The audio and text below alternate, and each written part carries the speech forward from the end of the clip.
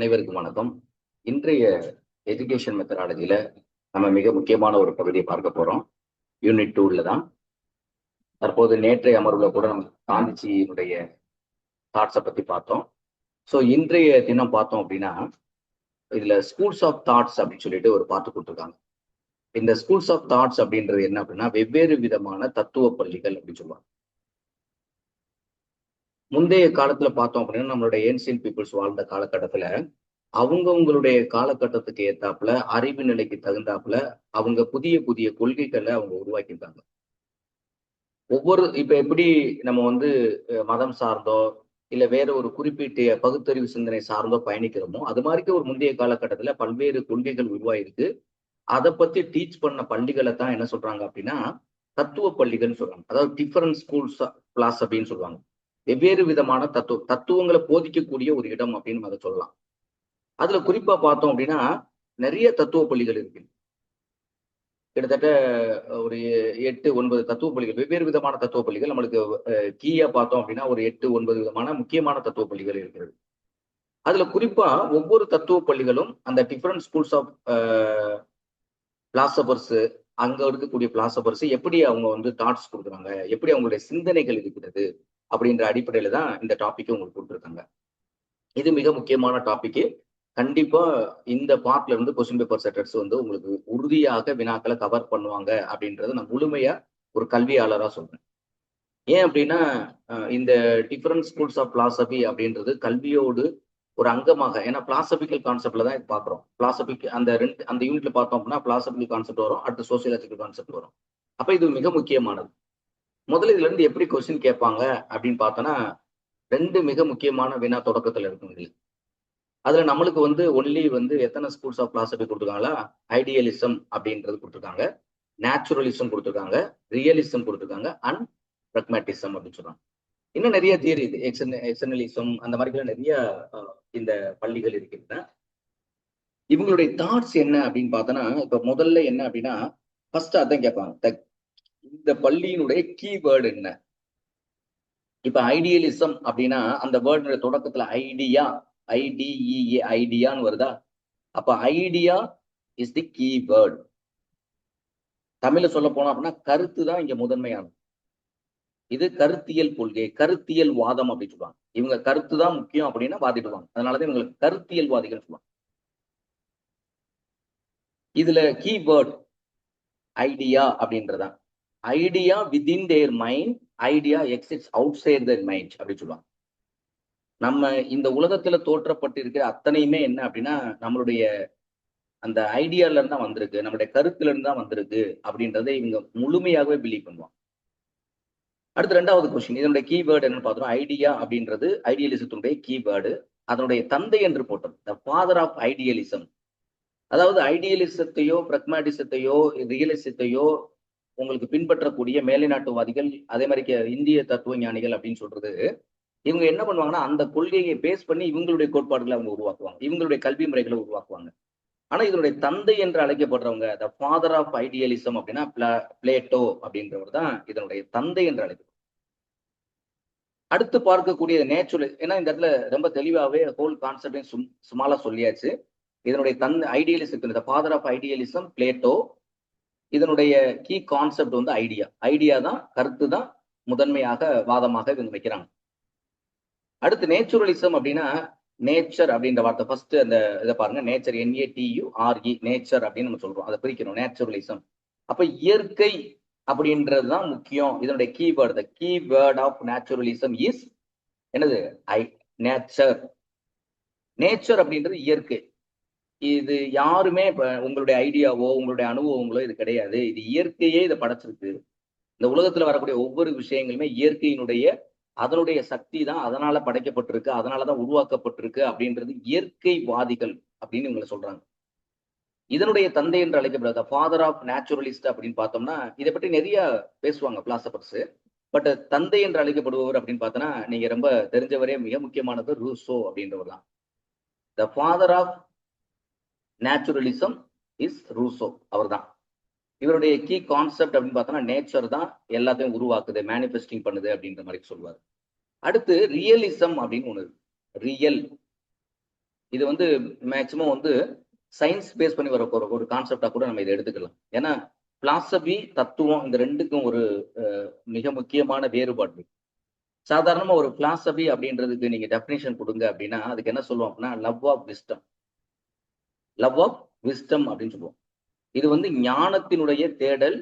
நான் யார், இந்த உலகம் யாரு, கடவுள் யாரு, இயற்கை யாரு, அப்படி ஒவ்வொன்றை பற்றியான ஒரு கேள்விகளை வினாக்களை எழுப்பிக்கிட்டு போறது. உண்மை பொருளை பற்றியான தேடுதல் அப்படின்னு சொல்லுவாங்க.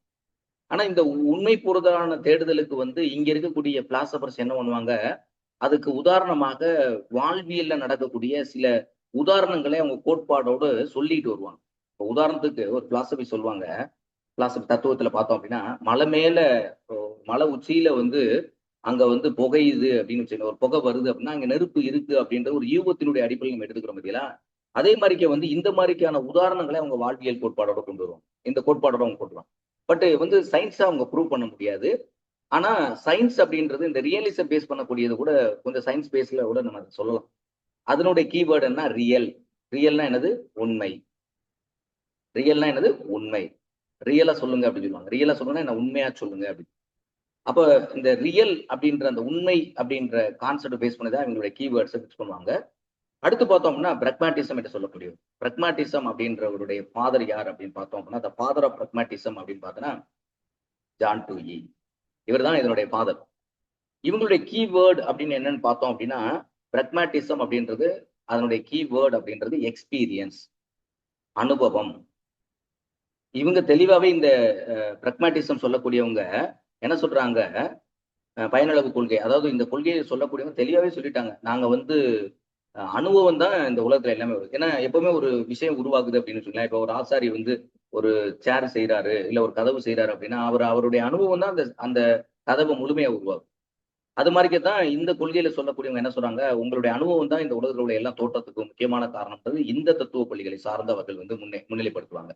அப்ப நீங்க படிக்கும்போது முதல்ல தெரிஞ்சுக்க வேண்டியது ஸ்கூல்ஸ் ஆஃப் தாட்ஸ் போகும்போது முதல்ல என்னன்னா அதோட கீவேர்ட்ஸ் தெரிஞ்சுக்கணும். என்ன இதனுடைய கீ கான்செப்ட் நான் ஒவ்வொரு வேர்ட்லயும் சொல்லிட்டேன். Idealism idea, naturalism nature, realism real, pragmatism experience அப்படின்னு சொல்லியாச்சு. அது மட்டும் இல்லாம இதனுடைய ஃபாதர்ஸ் யார் அப்படின்றத தெரிஞ்சுக்கணும். இந்த ரெண்டு முக்கியமா தெரிஞ்சதுக்கு பின்னாடி ஒவ்வொரு கான்செப்டை பத்தியும் நீங்க ரொம்ப தெளிவாவே போகும். இப்ப ஐடியலிசம் அப்படின்ற ஒரு கான்செப்ட் நம்ம எடுத்துக்குருவோம். நீங்க ஒவ்வொரு கான்செப்ட்டுமே இதை பேஸ் பண்ணி தான் படிக்கணும். இப்போ ஒரு ஐடியலிசம் அப்படின்னா நம்ம ரெண்டு முக்கியமானது, இது நேரடி வினாக்கள் நம்மளுக்கு கேட்டுருவாங்க. இதை பொறுத்தளவு வந்து என்ன அப்படின்னா, நேரடியா நம்ம சில விஷயங்கள் தெரிஞ்சாலும் கொஞ்சம் டீப்பா நீங்க எக்ஸாமினேஷனுக்கு ப்ரிப்பேர் பண்ணணும். மேல் போக்கா இது ஐடியலிசம், இது ஐடியா கான்செப்ட் அப்படின்னு நம்ம பார்த்துட்டு போனோம் அப்படின்னா எக்ஸாம்ல கேட்கப்படக்கூடிய, ஏன்னா இன்னைக்கு வந்து காம்படிட்டிவ் வேர்ல்டு, எல்லாரும் ப்ரிப்பேர் பண்றாங்க, எல்லார்ட்டையும் மெட்டீரியல் இருக்கு, எல்லாரும் வந்து கோர்ஸ் கண்டென்ட் வச்சிருக்காங்க. அப்ப அப்போ கொஸ்டினை எந்த அளவுக்கு வந்து உங்களுக்கு ஃபில்ட்ரேஷன் பண்ண முடியுமோ, எந்த அளவுக்கு வந்து கொஸ்டினை லாஜிக்கலா கேட்கும் போதுதான் கொஸ்டின் வந்து ஆன்சர் பண்றதுல ரொம்ப சிக்கல்கள் இருக்கும். அப்போ ஒரு கருத்தியல் கொள்கை அப்படின்ற ஒரு கொள்கை ஐடியலிசம் அப்படின்னு நீங்க படிக்க போறீங்க அப்படின்னா அதுல நீங்க என்ன தெரிஞ்சிருக்கணும் அப்படின்னா, மீனிங் ஆஃப் ஐடியலிசம். ஐடியலிசம்னா என்ன? அதை நம்ம இப்ப தெளிவாக சொல்லிட்டு ஐடியா தான் கீ கான்செப்ட் அப்படின்னு நம்ம சொல்லிட்டோம். அதனுடைய கருத்தியல் கொள்கை அப்படின்றது, கருத்தியல் கொள்கை என்பதனுடைய பொருள் தமிழ்ல சொல்ல போனா. அடுத்து பார்த்தோன்னா கருத்தியல் கொள்கையினுடைய அடிப்படை கோட்பாடுகள், அதாவது பேசிக் பிரின்சிபல்ஸ் ஆஃப் ஐடியலிசம். இதை இன்னைக்கு நம்ம பார்ப்போம். பேசிக் பிரின்சிபல்ஸ் என்ன, ஐடியலிசத்தினுடைய பேசிக் பிரின்சிபல்ஸ் என்ன அப்படின்றத பத்தி பார்க்க போறோம் கீழே.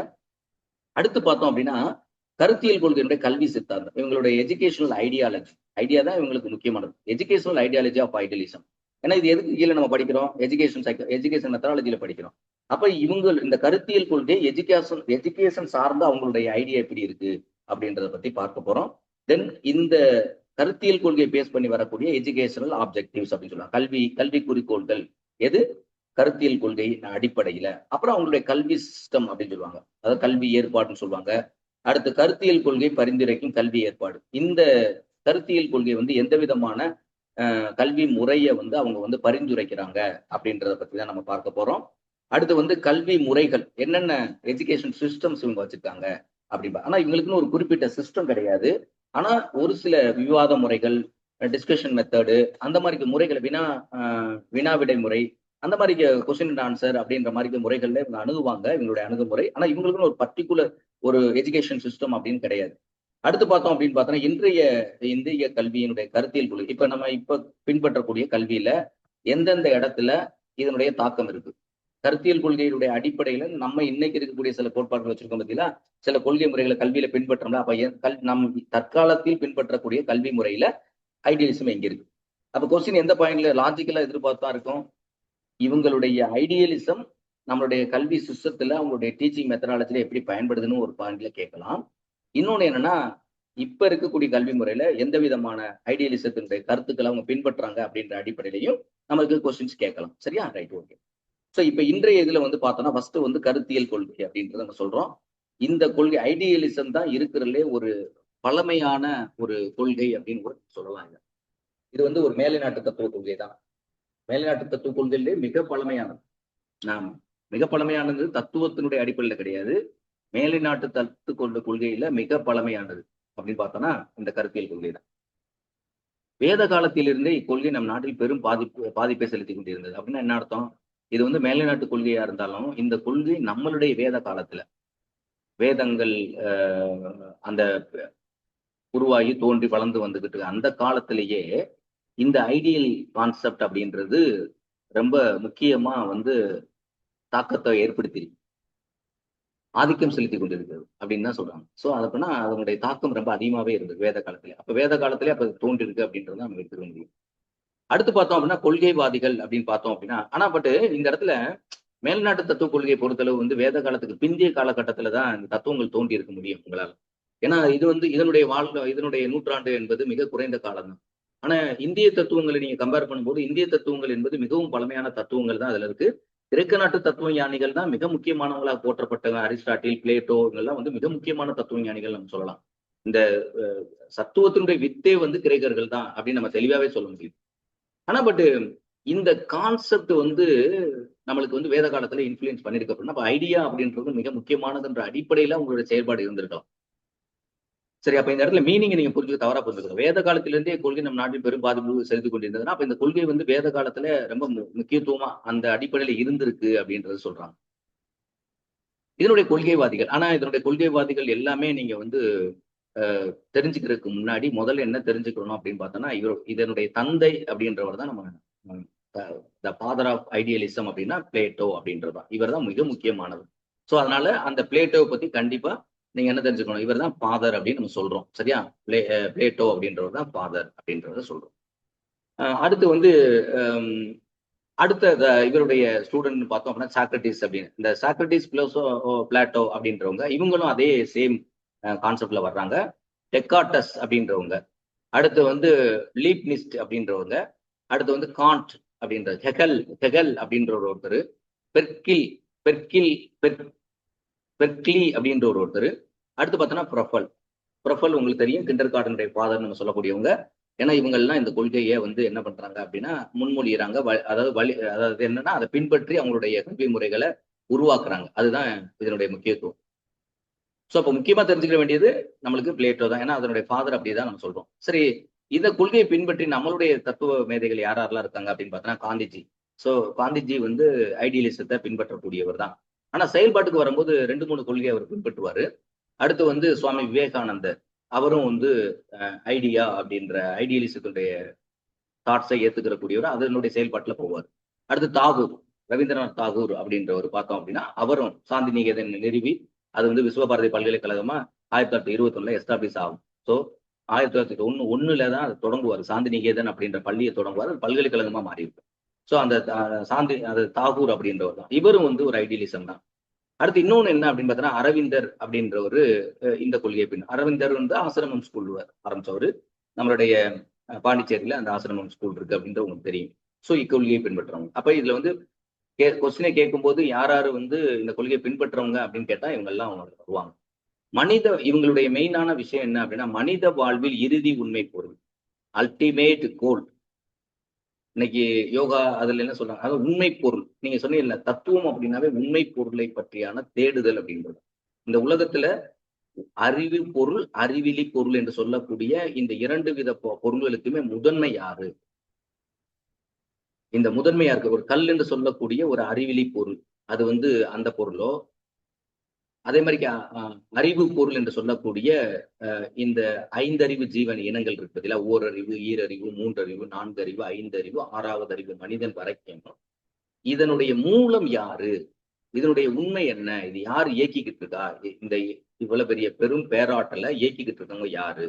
ஒரு ரோஜா பூ செடியில சிவப்பு கலர் ரோஜா பூ வச்சோம்னா அந்த சிவப்பு கலர் ரோஜா தான் பூக்குது, மஞ்சள் கலர் வச்சோம்னா மஞ்சள் கலர் தான் பூக்குது. அப்படின்னா இதெல்லாம் யாரு பண்றா அப்படின்னா இதனுடைய இறுதி பொருள். இதுக்கெல்லாம் மூலம் யார்? நீங்க எதுனாலும் ஒரு சாதாரண ஒரு குயவன் வந்து ஒரு பண்பானை செய்யறாரு அப்படின்னா அந்த மண்பானைக்கான மூலப்பொருள் எது அப்படின்னா மண். அதுக்கடுத்த ஒரு உபகரணங்கள்லாம் யூஸ் பண்ணுவாரு, சக்கரை யூஸ் பண்ணுவாரு, அப்புறம் தண்ணி இதெல்லாம் அவர் வந்து யூஸ் பண்ணி அதை அவர் தான் உருவாக்குறவர். இப்ப மூலப்பொருள் ஒண்ணு இருக்கு, மூலப்பொருள்ல இருந்து குடத்தை உருவாக்குறவர் யாருன்னா குயவன் அப்படின்னு சொல்லுவோம். இதே ஒரு ஆர்மெண்டல், அதாவது ஆர்னமெண்ட் தயாரிக்கக்கூடியவங்க, அதாவது நகை அணிகலன்கள் செய்யக்கூடியவங்க. அணிகலனுக்கு மூலப்பொருள் எது அப்படின்னு பார்த்தோம் அப்படின்னா அது வந்து தங்கம்.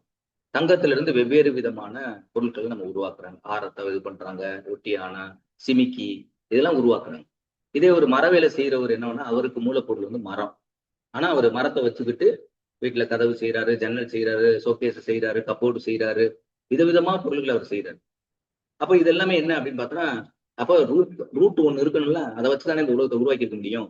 அப்ப அது என்னன்ற தேடுதல் தான் நம்ம போறோம். சோ மனித வாழ்வில் இறுதி உண்மை பொருள் எது என்று ஆராயும் போது அவங்க என்ன நினைக்கிறாங்க, மனம் அல்லது ஆன்மாவை அனைத்திற்கும் அடிப்படை. அதனாலதான் அவங்க வந்து மைண்ட் அப்படின்றது சொல்றாங்க. மைண்டு தான் இங்க கீவேர்டு அப்படின்னு சொல்றாங்க. சோ மைண்டு வந்து ஆன்மால இருந்து ப்ரொஜெக்ஷன் ஆகக்கூடியதான். அப்ப ஆன்மா ஆன்மா அல்லது மனம் இதுல இருந்துதான் நம்மளுக்கு வந்து நம்ம வந்து மனித வாழ்வினுடைய உண்மை பொருள்ல கடைசி பொருள் எது அப்படின்னு ஆராய்ஞ்சோம்னா அது மனம். அப்படி இல்லைன்னா ஆண்பாட் சொல்லும். நம்ம மைக்ரோ காஸ்மிக் எனர்ஜின்னு சொல்லுவாங்க, அவங்க மேக்ரோ எனர்ஜி அப்படின்னு சொல்லுவாங்க. சோ அடுத்து வந்து அமைகிறது என்ற நிலைப்பாட்டை கருத்தியல் கொள்கையாளர்கள் ஏற்றுக்கொள்றாங்க. அப்ப மனம் அல்லது ஆன்மாவே அனைத்திற்கும் அடிக்கும். உண்மை எது அப்படின்னு அவங்க ஆராய்ச்சி பண்ணிக்கிட்டே போறாங்க. எது எது எது எது எதுன்னு பார்த்துக்கிட்டே போகும்போது உடலா மனமா என்னன்னு இப்படி பார்த்துட்டே போகும். கடைசி அவங்க ஒரு பொருளை போய் நிப்பாட்டுறாங்க. அந்த இடத்துல ஸ்டாப் பண்ணக்கூடிய இடம் எது அப்படின்னு பார்த்தோன்னா அங்கதான் வந்து ஆன்மா அல்லது மனம் அப்படின்னு சொல்லிடுறாங்க. அதுதான் இறுதி உண்மை பொருள் அப்படின்னு சொல்லிட்டாங்க. சோ அதை முடிச்சுட்டாங்க. அந்த இடத்துல கருத்தியல் கொள்கையால முடிச்சுட்டாங்க. அப்ப மனம் செயல்படா விடில், மனம் வந்து செயல்படலைன்னு வச்சுக்கோங்களேன். ஒரு கோமால இருக்கக்கூடியவனுக்கு ஆனா உடல் இருக்கு, மூளை இருக்குது, ரத்த ஓட்டம் இருக்குது, ஹார்ட் இயங்குது, லங்ஸ் இயங்குது, லிவர் இயங்குது, எல்லாமே இயங்கிக்கிட்டு இருக்கு. ஆனா கோமா ஸ்டேஜ்ல இருக்கான். அப்ப மனம் செயல்படல. அப்ப மனம் செயல்படவில்லையெனில் எந்த பொருளும் அர்த்தமற்று போய். இப்ப உங்க மனம் செயல்படலைன்னா நீங்க வந்து ஒரு குக் பண்றீங்க அப்படின்னா உங்களால சமைக்க முடியுமா? இல்ல ஒரு பொருளை செய்யறீங்கன்னா உங்களால செய்ய முடியும். அப்ப மனம் இல்லை அப்படின்னா அங்க வந்து இந்த இது வந்து ஒரு வெற்றிடம் அப்படின்னு தான் சொல்ல முடியும். எந்த பொருளும் அர்த்தமற்று போய்விடும், கருத்துக்களே நிலையானவை. அப்ப கருத்துக்களே நிலையானவை அப்படின்னா என்னது? ஐடியா அப்படின்றது எப்பொழுதுமே நிலையானது அப்படின்னு சொல்றாங்க. மனிதன் இயற்கையாகவே ஆன்மீகத்தன்மை மிக்கவன்.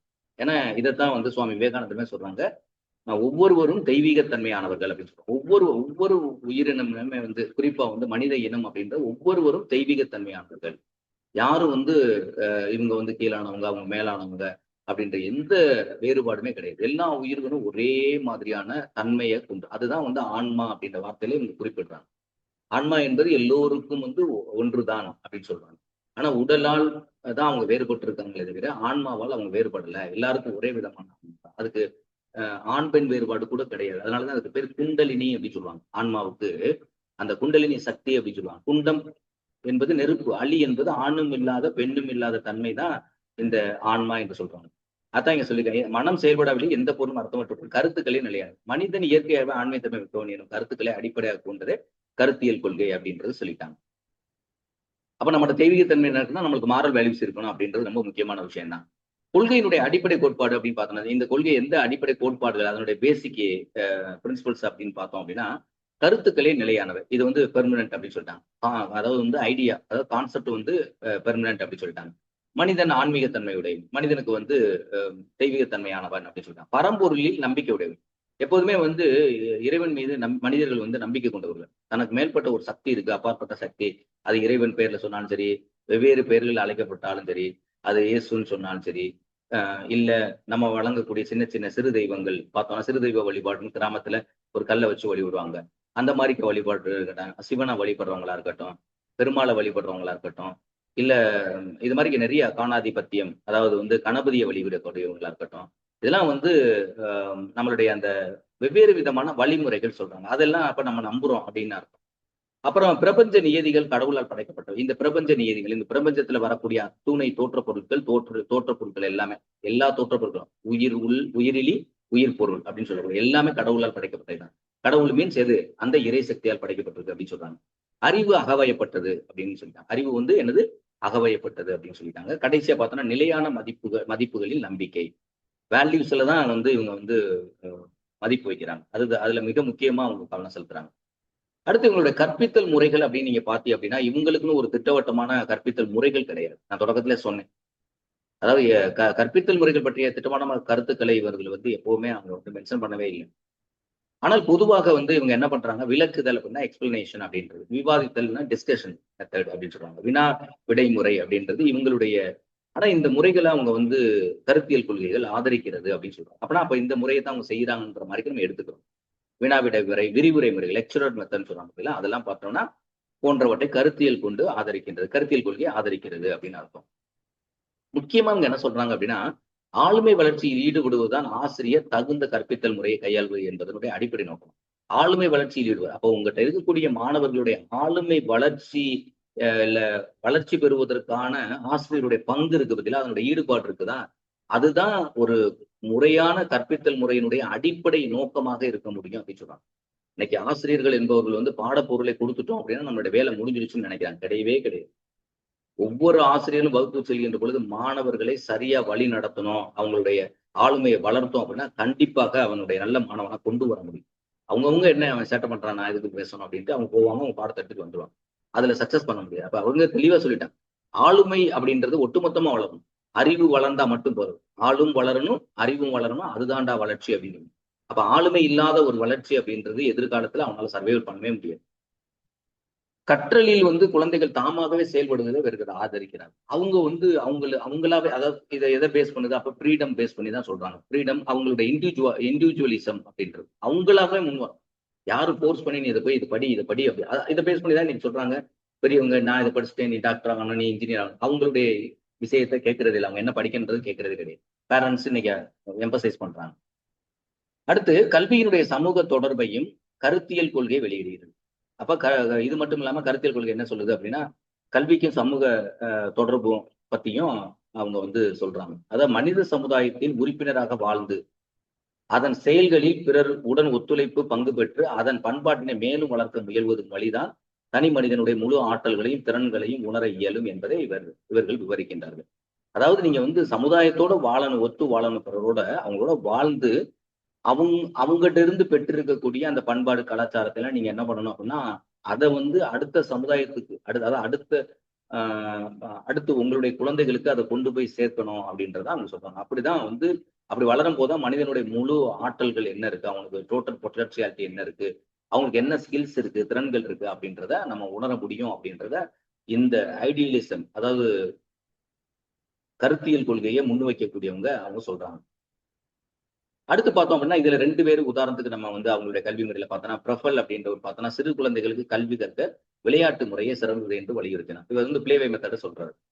அதே மாதிரி பேராசிரியர் ஹான் ஹார்ன் அப்படின்னு சொல்லக்கூடியவரு சமூக மரபுகள் என்பதை பழங்காலத்தில் புத்திசாலித்தனத்தால் வடிவமைக்கப்பட்டு பிரபலமாக விளங்கி தற்சமயம் நிலவு வரும் கத்துக்கலாம். அதாவது இப்ப நம்ம பயன்படுத்தக்கூடிய நிறைய சொல்றாங்கல்ல, அதாவது வந்து மூடான பழக்கம்னு சொல்றாங்க, அந்த பழக்கம் இல்ல முறையான பழக்கம் அப்படின்னு சொல்றாங்க.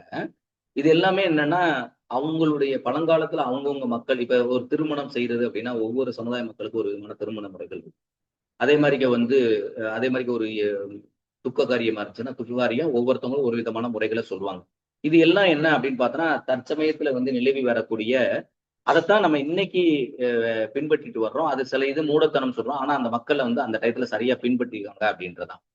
ஸோ இதனுடைய எஜுகேஷனல் இம்ப்ளிகேஷன் அப்படின்னு பார்த்தோம் அப்படின்னா இதனுடைய எய்ம் அப்படின்னு பார்த்தோன்னா social efficiency, growth and problem solving ability, இதுதான் உங்களுக்கு வரணும். சோசியல் சமூக திறமை அவங்களுக்கு வரணும், குரோத் வளர்ச்சி இருக்கணும், ப்ராப்ளம் சால்விங் எபிலிட்டிஸ் இருக்கணும். அடுத்து கரிக்குலம் அப்படின்னு பார்த்தோன்னா இவங்களுடைய கரிக்குலம் இன்டகிரேட்டட் இருக்கணும், பிளெக்சிபிளா இருக்கணும், ஆக்டிவிட்டி பேஸ்டா இருக்கணும், ரிலவென்ட் டு தி லைஃபுக்கு தொடர்பு படுத்ததா இருக்கும். மெத்தட் ஆஃப் டீச்சிங்ல பார்த்தோம் அப்படின்னா ப்ராஜெக்ட் மெத்தட், அதே மாதிரி experimental learning, problem solving method அப்படின்ற சொல்றாங்க. இங்க ரோல் ஆஃப் டீச்சர் வந்து லேர்னரா தான் இருக்கும். லேர்னர் ஃபெசிலிட்டேட்டரா இருக்கணும், டெமோக்ராட்டிக் லீடரா இருக்கணும். டெமோக்ராட்டிக் லீடர் அப்படின்னா ஆட்டோகிராட்டிக் மாதிரி நான் சொல்றதான் செய்யணும், டூ ஐ சேன்னு சொல்லக்கூடாது. டெமோக்ராட்டிக் லீடர் அப்படின்றது அவங்களுடைய இதையும் வாங்கிட்டு நீங்க அதனுடைய டிஸ்கஷன் டெமோக்ராட்டிக் லீடர்ஸா நீங்க இருக்கணும் அப்படின்னு சொல்லிட்டாங்க. அடுத்து டிசிப்ளின் அப்படின்னு பார்க்கும்போது சோசியல் டிசிப்ளின். ஏன்னா என்ன சொல்லிட்டேன், சமூகத்தினுடைய பழக்க வழக்கங்கள் அங்கிருந்து கத்துக்கிட்டு அதை தான் இன்னைக்கு நம்ம பின்பற்றிட்டு வர்றோம். அதை நீங்க மேம்படும் போது தான் முழு ஆற்றலை வெளிப்படுத்த முடியும்னு இந்த கொள்கையை சொன்னாங்க. அதான் இங்க சொல்றாங்க. Social discipline through the participation and cooperation. இந்த வார்த்தையை தான் இங்க நான் சொன்னேன். என்ன அப்படின்னா, கல்வியினுடைய சமூக தொடர்பை கருத்தியல் கொள்கை வெளியிடு மனித சமுதாயத்தில் உறுப்பினராக வாழ்ந்து அதன் செயல்பாடுகளில் பிறருடன் ஒத்துழைத்து பங்கு பெற்று அதன் பண்பாட்டினை மேலும் வளர்க்க முயல்வதும் வழியே அந்த படி வளர்த்தோம்னா அதான் தனி மனிதனுடைய முழு ஆற்றலையும் திறன்களையும் நம்ம உணர முடியும் அப்படின்றத தெளிவா சொல்லிட்டாங்க. ஸோ இந்த அளவுல உங்களுக்கு வந்து இந்த கருத்தியல் கொள்கையை பற்றியான கருத்துக்களை வந்து எக்ஸாமினேஷன் பாயிண்ட்ல இன்னும் கொஞ்சம் சிந்தனை பண்ண வேண்டியிருக்கு. என்னென்ன டாபிக்ல நம்ம சிந்தனை பண்ணணும்னு நான் மேல சொல்லியிருக்கேன். ஸோ இந்த டாபிக் எல்லாம் முழுமையா பார்த்தாங்கன்னா இது வந்து ஒரு முழுமையான ஒரு காம்ப்ரிஹென்சிவா நீங்க வந்து எல்லா வினாக்களுக்கும் இந்த பகுதியிலிருந்து விடையளிக்க முடியும். மிக முக்கியமான பகுதி, கண்டிப்பா தேர்வுக்கு நீங்க கவனம் செலுத்திட்டு போகக்கூடிய பகுதி. இது தொடர்புடைய உங்களுக்கு கிளாஸஸ் எஜுகேஷன் மெத்தடாலஜி வந்து ஆப் வழியா ஜாயின் பண்ணணும் அப்படின்னா யூனிட் வைஸா டாபிக் வைஸா அதே மாதிரி பேஜ் டெஸ்ட் பேஜ் நம்பர் கீழே உள்ள எண்ணை தொடர்பு கொள்ளுங்க. அதே மாதிரி பார்த்தோம் அப்படின்னா இப்ப தமிழ் எலிஜிபிலிட்டி வர சண்டேல இருந்து நாங்க தொடங்குறோம். ஸோ தமிழ் எலிஜிபிலிட்டி படிக்க விருப்பம் எடுக்கக்கூடிய மாணவர்கள் வந்து இதே எண்ணில் தொடர்பு கொண்டு தமிழ் எலிஜிபிலிட்டிக்கும் உங்களுடைய படிப்பதற்கான பெயர்களை பதிவு செய்து கொள்ளலாம் என்று கேட்டுக்கொண்டு இன்றைய அமர்வை நான் நிறைவு செய்து கொள்கிறேன். நன்றி, வணக்கம்.